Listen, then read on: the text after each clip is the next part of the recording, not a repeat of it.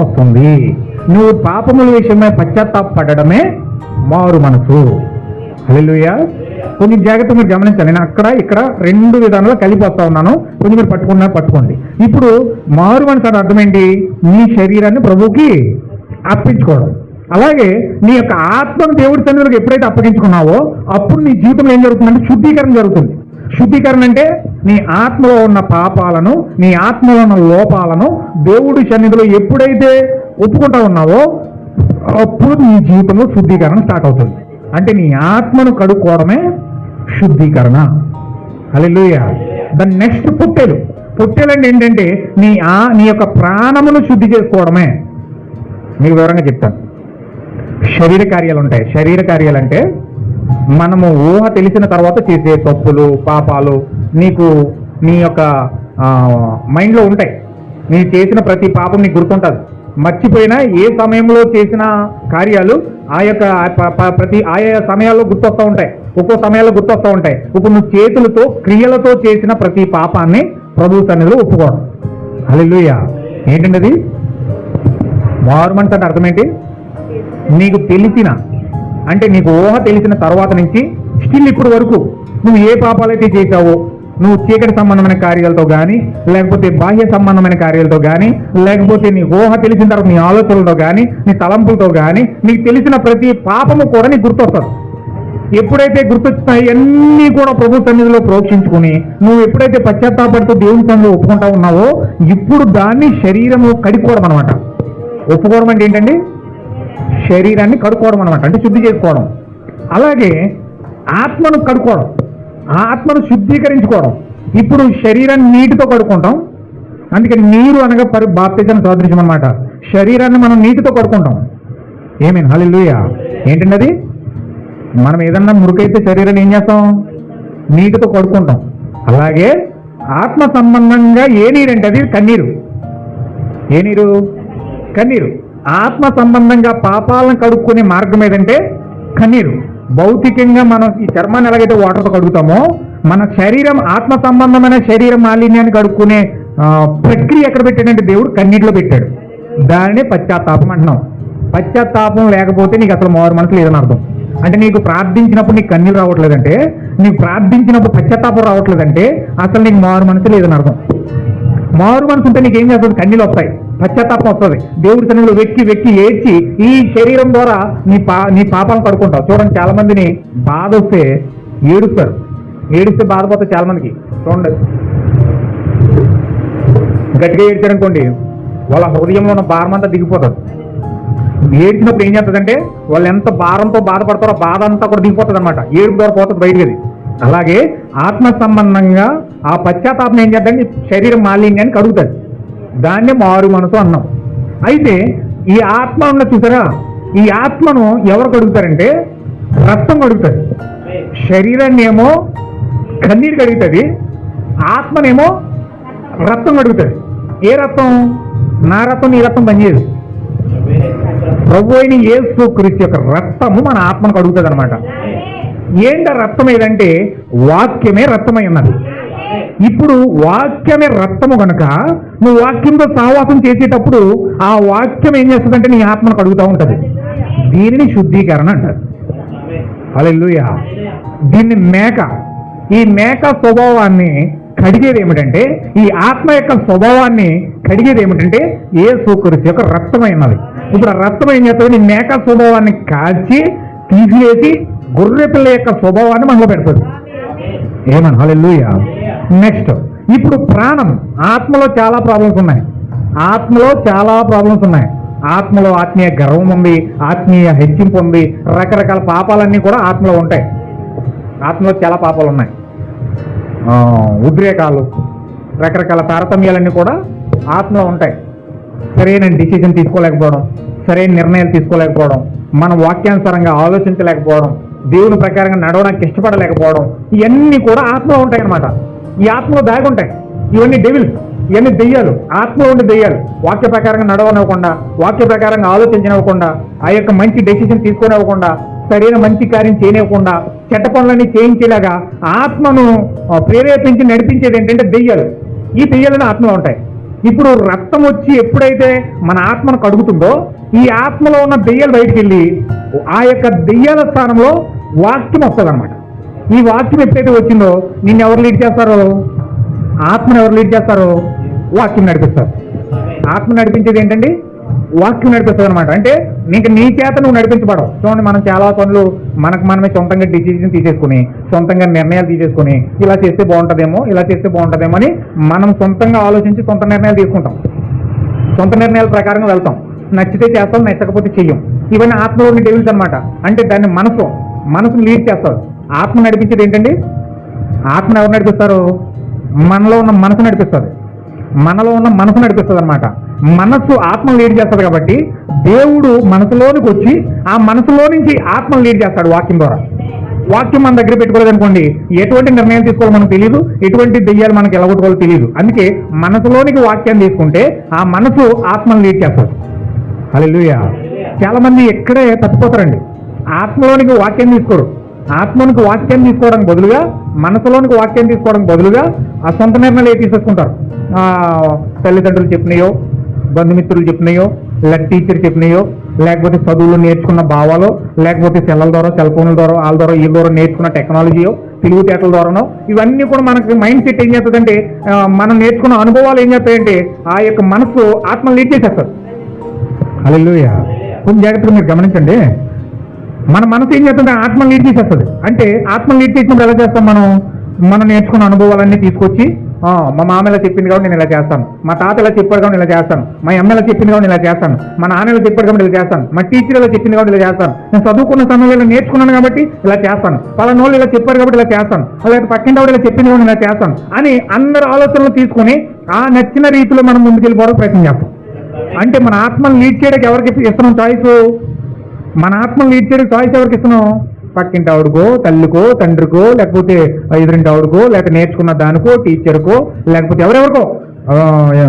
ఎవరెవరికో ఇచ్చి ఆ మనసును లీడ్ చేయడానికి ఇష్టపడతాం. హల్లెలూయా. అయితే నీ మనసులోకి ఎప్పుడైతే వాక్యం వచ్చిందో చూసారా, ఈ వాక్యం చేత నువ్వు నడిపించడం అనుకో, నువ్వు ఏదైనా నిర్ణయం తీసుకునే ముందు మోకరించి ప్రార్థించి బైబిల్ చదువుతావు. నేను ఏదైనా నిర్ణయం తీసుకోవాలి, నేను ఈ పని చేయాలి. ఈ పని చేయాలంటే ఏం చేస్తావంటే నీవుగా నిర్ణయం తీసుకో. నీ భర్తను అడగడమో, నీ భార్యని అడగడమో, లేకపోతే నీ పక్కింటి ఆవిడని అడగడమో, లేకపోతే నీ టీచర్ని అడగడమో, నీ ఎదురింటి ఆవిడని అడగడమో, ఇలాగేం చెయ్యవు. నువ్వేం చేస్తావంటే నిర్ణయం తీసుకునేటప్పుడు వాక్యం నడిపిస్తుంది అనుకో, నువ్వేం చేస్తావంటే మోకరించి ప్రార్థించి, ప్రభువా నేను ఇది చేద్దాం అనుకుంటున్నాను, నువ్వు నాకు సాయం చేయ ప్రభు, నువ్వు బైబిల్ తెలుస్తావు. అప్పుడు దేవుడు ఏం మాట్లాడుతున్నాడో ఆ యొక్క మాటల ద్వారా నువ్వు గ్రహించి నిర్ణయం తీసుకుంటావు. హల్లెలూయా. ఇది ఆత్మ ద్వారా నడిపించబడడం అనమాట. అంటే ఆత్మ మనసులోనికి వచ్చి నడిపిస్తాడు. ఆత్మ శుద్ధీకరణ జరిగితే ఆ లోపల ఉన్న దెయ్యాలని బయటికి ఎండైతే. అలాగే ప్రాణంలో దెయ్యాలు ఉంటాయి. మీకు చెప్పాను ఆల్రెడీ చాలాసార్లు మనం చెప్పుకున్నాం. ప్రాణంలో దెయ్యాలేంటి? అసూయ, ద్వేషం, పగ, కలహాలు, అల్లరితో కూడిన ఆటపాటలు, జారత్వము, వ్యభిచారము, ఇవన్నీ కూడా ఎక్కడున్నాయండి? ప్రాణంలో ఉన్నాయి. ఆత్మలో లేవై, అవి ప్రాణంలో ఉన్నాయి. ప్రాణం ఎక్కడుంది? రక్తంలో ఉంది. అంటే ఈ లక్షణాలన్నీ ఎక్కడ ఉన్నాయి? రక్తంలో ఉన్నాయి. ఒక బ్యాక్టీరియా లాగా. చూడండి, మనం బ్లడ్ టెస్ట్ చేస్తే బీపీ ఉన్నా, షుగర్ ఉన్నా, కొలెస్ట్రాల్ ఉన్నా, లేకపోతే థైరాయిడ్ ఉన్నా, లేకపోతే మలేరియా ఉన్నా, టైఫాయిడ్ ఉన్నా, డెంగ్యూ ఉన్నా, ఎక్కడ తెలుస్తుంది మనకి? ఎలా తెలుస్తున్నాయి? రక్తంలో ఎలా తెలుస్తున్నాయి? రక్తంలో అవన్నీ కార్యాలన్నీ బాడీలో మన సింటమ్స్ అన్నీ ఏమున్నాయో ఓ బుడ్డు రక్తం తీసుకుని వెళ్ళి బాక్స్లో పెట్టే టెస్ట్ చేస్తుంటే అన్నీ తెలిసిపోతున్నాయి. ఎలా తెలిసిపోతున్నాయి? రక్తంలోకి ఎలాగెళ్ళి అయ్యి అంటే ఈ లక్షణాలన్నీ కూడా వ్యాధి లక్షణాలు, దైవిక లక్షణాలు, ప్రాణంలో ఉన్న డెవిల్స్. ఈ టెస్ట్లో సైంటిస్టులు కనుక్కున్నారు కాబట్టి dengue test, malaria test, typhoid test, ఈ టెస్ట్లో వాళ్ళు కనుక్కున్నారు కాబట్టి ఆ బ్లడ్లో ఉన్న ఆ టెస్ట్లో చూపిస్తుంది. మరి అసూయ, ద్వేషము, పగ ఈ టెస్ట్లు ఇంకా కనుగోలేదు కాబట్టి చూపించట్లేదు. లేకపోతే వాళ్ళే చెప్పేస్తారు, పేపర్లో వచ్చేది మిషన్లో, ఇదిగో నీళ్ళు అసూయ ఎంత ఉంది, ఇంత శాతం ఉంది, ఇంత ద్వేషం ఇంత శాతం ఉంది, హల్లెలూయా, లేకపోతే కపటం ఇంత శాతం ఉంది, దురాశ ఇంత శాతం ఉంది, జారత్వం ఇంత శాతం ఉంది అని మొత్తం లిస్ట్ వచ్చేస్తుంది. ఒకవేళ టెస్ట్లు కానీ కనుక్కుంటే వాళ్ళు, హల్లెలూయా, వాళ్ళు కనుగోలేరు. ఇంకా అది కనుగోలేదు. శరీరానికి సంబంధించిన వ్యాధులే కనుక్కోవడానికి దేవుడు వారికి అనుమతి ఇచ్చాడు, కానీ ఆత్మలో ఉన్న వ్యాధులు కనుక్కోవడానికి వారికి ఇంకా అనుమతి లేదు.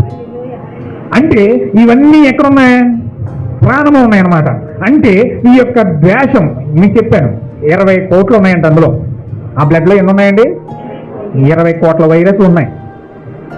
మనకు మామూలుగా కరోనా వైరస్ ఉంటే బ్లడ్ టెస్ట్ చెప్తుంది, మలేరియా వైరస్ ఉంటే బ్లడ్ టెస్ట్ చెప్తుంది, డెంగ్యూ వైరస్ ఉంటే, టైఫాయిడ్ వైరస్ ఉంటే చెప్తుంది. కానీ 2020 కోట్ల వైరస్లో బ్లడ్లో ఉన్నాయి. అవి ఆత్మ సంబంధమైన ప్రాణంలో ఉన్న డెవిల్స్. కానీ అవి చెప్పట్లేదు, అది ఆ టెస్ట్ చెప్పట్లే, ఎందుకంటే టెస్ట్ కనుగొనలేదు కాబట్టి. కానీ ఆ బ్లడ్లో ఎన్ని ఉన్నాయి? 20 కోట్ల వైరస్లు ఉన్నాయి. జారత్వం, అపవిత్రత, కాముకత్వం, దెయ్యాలన్నీ కూడా ఆ బ్లడ్లోనే ఉన్నాయి. ఇప్పుడు 20 కోట్ల దెయ్యాలను కూడా ఎవరు ఎలగొడతారంటే, ప్రాణములకు ఎప్పుడైతే యేసుక్రీస్తు యొక్క జీవం వస్తుందో, హల్లెలూయా, ప్రాణములకు ఎప్పుడైతే యేసుక్రీస్తు యొక్క జీవం వెళ్తుందో, చూడండి మా వాడికి మొన్న టైఫాయిడ్ వచ్చింది. ఆ టైఫాయిడ్ ఇస్తే ఆ టైఫాయిడ్కి ఆ డాక్టర్ గారు చేంజ్ చేసేదంటే 5 రోజులు యాంటీబయాటిక్ వైరస్ సంబంధించిన ఇంజక్షన్ ఇచ్చారు. ఆ ఇంజక్షన్ ఏం చేసింది? 5 రోజులు ఆ ఇంజక్షన్ ఇస్తే ఆ లోపల ఉన్న టైఫాయిడ్కి సంబంధించిన వైరస్ని చంపేసింది. హల్లెలూయా. అంటే యాంటీబయాటిక్ ఎప్పుడైతే వెళ్ళిందో ఆ లోపల ఉన్న టైఫాయిడ్ వైరస్ చచ్చిపోయింది కాబట్టి వాడు తిరుగుతున్నాడు, లేకపోతే ఈరోజు మధ్య మీద ఉండడు, ఆరోగ్యం బాగోలేక. అలాగే యేసుక్రీస్తు యొక్క అనే రక్తం అనే జీవం అనే యాంటీబయాటిక్ అనమాట. అంటే 20 కోట్ల వైరస్లకి యాంటీబయాటిక్ ఏంటంటే యేసుక్రీస్తు యొక్క జీవం. ఆ యేసుక్రీస్తు యొక్క జీవం అనేది ఎప్పుడైతే బ్లడ్లోకి వెళ్ళిందో అప్పుడు ఆ యొక్క బ్లడ్లో ఉన్న 20 కోట్ల దెయ్యాల వైరస్లో అక్కడే చచ్చిపోతాయి. హల్లెలూయా. అంటే ఇప్పుడు శరీరమేమో పశ్చాత్తాపం అనే కన్నీటి ద్వారా కడగబడుతుంది, ఆత్మ అనేదేమో యేసుక్రీస్తు రక్తం ద్వారా కడగబడుతుంది, ప్రాణం అనేదేమో యేసుక్రీస్తు యొక్క జీవము చేత కడగబడుతుంది. అంటే శరీరము పశ్చాత్తాపం ద్వారా కడగబడాలి కన్నీటి ద్వారా, ఆత్మేమో యేసుక్రీస్తు యొక్క రక్తం అనే వాక్యం ద్వారా కడగబడాలి. అందుకే పౌలు గారు చెప్పాడు, మీరు వాక్యం అనే ఉదక స్నానము చేసి ఏం చేయాలండి? ఉదక స్నానం చేయాలట. వాక్యం అనే హిస్సోపుతో నువ్వేం చేయాలి? తోముకోవాలి, శుద్ధితో ఉంటాం మనం శరీరాన్ని. అలాగే వాక్యం అనే హిస్సోపుతో ప్రత్యక్షతతో ఎప్పుడైతే వాక్యం ద్వారా మనం ఉదక స్నానం చేస్తామో అప్పుడు ఆత్మ కడగబడుతుంది. ఆత్మ ఎప్పుడైతే కడగబడిందో ఆత్మలో నుంచి యేసుక్రీస్తు యొక్క జీవం ప్రాణంలోకి వెళ్తుంది. ఆ ప్రాణం ఏం చేస్తుందంటే ఆ 20 కోట్ల దెయ్యాలను బయటికి నెట్టేస్తారు. ఆ బయటికి నెట్టబడిన తర్వాత ఇప్పుడు అతను ఏం చేస్తాడు? పరిపూర్ణంగా పౌరమును ఆహ్వానించే స్థితిలోనికి వెళ్తాడు. పౌరం ఎవరు? ప్రభు అయిన యేసుక్రీస్తు అయి ఉన్నాడు. ఇప్పుడు ఆ పౌరము ఎప్పుడైతే ఒక వ్యక్తిలోని పరిపూర్ణంగా వస్తుందో, పౌరం అంటే ఏంటి? పౌరం అంటే ఏంటి? లాస్ట్ వీక్ చెప్పాను నేను, మర్చిపోతే మరి కుదరదు. మరి లాస్ట్ వీక్ చెప్పాను నేను, పౌరం అంటే ఏంటంటే పరిశుద్ధాత్మ అయినది. ఆ పరిశుద్ధాత్మ ఎలా వస్తుందంటే మనలోకి ఒక శరీరం వల్లే వస్తూ ఉంది. ఎలా వస్తుందండి? ఒక శరీరం వల్లే వస్తూ ఉంది. అనగా దేవుని యొక్క ఆత్మ, దేవుని యొక్క పరిశుద్ధాత్మ ఒక శరీరం వలె, ఒక వస్త్రం వలె, ఒక థియోఫనీ వలె మన జీవితంలోకి వస్తా ఉంది. హల్లెలూయా. ఇప్పుడు ఈ ప్రక్రియ అంతా, ఈ అర్పణంతా చేసింది ఎవరు చేశారండి? అబ్రహాం చేశాడు. అంటే పొట్టేలు నర్పించాడు, మేక నర్పించాడు, తర్వాత దూడ నర్పించాడు. 3 ద్వారా నీతీకరణ పొంది, శుద్ధీకరణ పొంది, పరిశుద్ధాత్మ బాప్తిజం పొందుకుని ఎప్పుడైతే అతను ఖాళీగా పరిపూర్ణంగా దేవుడిని ఆహ్వానించే స్థితిలోనికి వెళ్ళాడో అప్పుడు పవర్ మైండ్లోకి వచ్చింది. హల్లెలూయా. దేవుడు నాకు మహిమ కలుగును గాక. కొంచెం మీరు జాగ్రత్తగా గమనించాలి. ఇప్పుడు అబ్రహాం యొక్క అర్పణ భౌతికంగా అక్కడ జరిగితే, ఇప్పుడు ఆత్మీయంగా ఎలా జరుగుతుంది మనకు? ఇప్పుడు ఆత్మీయంగా ఎలా చెప్పాను? ఇప్పుడు నేను అబ్రహాం భౌతికంగానే దూడ నర్పించేశాడు, మేక నర్పించేశాడు, పొట్టేలు నర్పించేశాడు, అంతే. భౌతికంగా కనపడుతుంది అంతే. కానీ ఆత్మీయంగా దాని అర్థం చేసుకుంటే ఎంత వచ్చింది? ఇప్పుడు ఎంత వచ్చింది? శరీరం వచ్చింది, ఆత్మ వచ్చింది, ప్రాణం వచ్చింది, ప్రాణం లోపల పౌరం వచ్చింది. హల్లెలూయా. అంటే అబ్రహాం ఒక సంపూర్ణ అర్పణ అర్పించాడు. అది భౌతికంగా చదివితే భౌతికంగా కనపడుతుంది. కానీ ఇక్కడ అర్పణ అర్పించేటప్పుడు మాత్రం ఇక్కడ మనకు పరిపూర్ణమైన ఒక క్లారిటీ, ఒక పిక్చర్ వచ్చింది. హల్లెలూయా. అంటే మనం అర్పణ అర్పించాలంటే విధానం ఏంటి? అబ్రహాం అర్పించినట్లుగా శరీరము, ఆత్మ, ప్రాణమును మనం దేవుడి సన్నిధిలో పరిపూర్ణంగా ప్రోక్షించి మనం ఎప్పుడైతే సిద్ధపడతామో పౌరు మనలోకి వస్తుంది. అది అర్పణ అర్పించిన అర్పణ. అలాగే దేవుడు ప్రతీదీ కూడా దేవుడు ఒక ఛాయగా, ఒక నమూనాగా దేవుడు బైబిల్ గ్రంథంలో పెట్టాడు. ఇప్పుడు దేవుడు మనం సమీపించాలంటే, దేవుని యొక్క సన్నిధిని మనం పరిపూర్ణంగా తెలుసుకోవాలంటే ఖచ్చితంగా మనకు ఛాయ తెలియాలి, నమూనా తెలియాలి. అప్పుడు మన నిజ స్వరూపంలో మనకి క్లారిటీ వస్తుంది. కాబట్టి పరిపూర్ణంగా మనం అక్కడికి వెళ్ళిపోవడానికి మనకు అవకాశం ఉంటుంది. హల్లెలూయా. ఇప్పుడు నేను సబ్జెక్ట్లోకి వస్తా ఉన్నాను. కొంచెం మీరు జాగ్రత్తగా ఒక 10 నిమిషాలు నాకు టైం ఇస్తే నేను దాన్ని క్లోజ్ చేస్తాను. కొంచెం జాగ్రత్తగా నేను ఇప్పుడు ఒక 10 నిమిషాలు చెప్పి నేను ఆపేస్తాను. వచ్చే వారం దాన్ని కంటిన్యూ చేస్తాను. చూడండి ఒకసారి. లేవికాండం 23 అధ్యాయం. లేవికాండం 23 అధ్యాయం మొదటి నుంచి.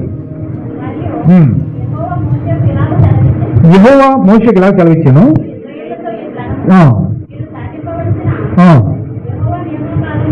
యెహోవా నియామక కాలములు ఇవే. యెహోవా నియామక కాలములు, దేవుడు నియమించిన కాలములు.